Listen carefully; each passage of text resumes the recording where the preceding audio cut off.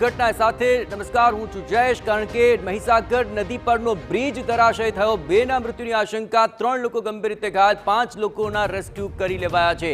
આપણે જણાવે કે આણંદના ગંભીરાથી ભરૂચ તરફ જવાનો આ માર્ગ પર આવેલો બ્રિજ અચાનક જ ધરાશય થઈ ગયો। આ તસવીર આપ જુઓ, બ્રિજ 2 ભાગમાં વહેંચાઈ ચૂક્યો છે અને તેમાંથી પસાર થતા 2 ટ્રક, એક કાર, એક પિકઅપ વાન અને 3 થી 4 બાઇક અહીં નદીમાં ખાબક્યા હોવાની વિગતો મળી રહી છે। આકાશી નજારો જુઓ, આ બ્રિજ 2 ભાગમાં વહેંચાઈ ચૂક્યો છે અને બ્રિજની બંને તરફથી જે આવતા વાહનો હતા તે આ નદીમાં ખાબક્યા છે, જેમાંથી 2ના મૃત્યુ, 3ની ગંભીર હાલત છે અને 5 લોકોને રેસ્ક્યુ કરાયા છે।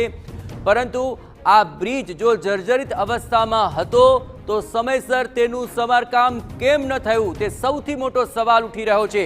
ખૂબ જ જર્જરિત હાલતમાં ફેરવાઈ ગયેલો આ બ્રિજ, છતાં પણ તેની પર વાહન વ્યવહાર સમયસર અટકાવી કેમ ન લેવામાં આવ્યો। અહીંના સ્થાનિક ધારાસભ્ય કહી રહ્યા છે કે નવા બ્રિજને લઈને મંજૂરી તો આપી દેવાય છે, પરંતુ આ જૂનો બ્રિજ જો જર્જરિત હતો તો તેને લઈને સતર્કતાના ભાગરૂપે પહેલા કોઈ કાર્યવાહી કેમ ન કરવામાં આવી। સૌથી મોટો સવાલ, બ્રિજ જર્જરિત અવસ્થામાં હતો તો વર્ષા ઋતુ પહેલા આખરે તેનું ચેકિંગ કેમ ન કરવામાં આવ્યું અને તેમાં જો કોઈ ક્ષતિ જણાય તો શા માટે વાહન વ્યવહાર અટકાવી ન દેવામાં આવ્યો?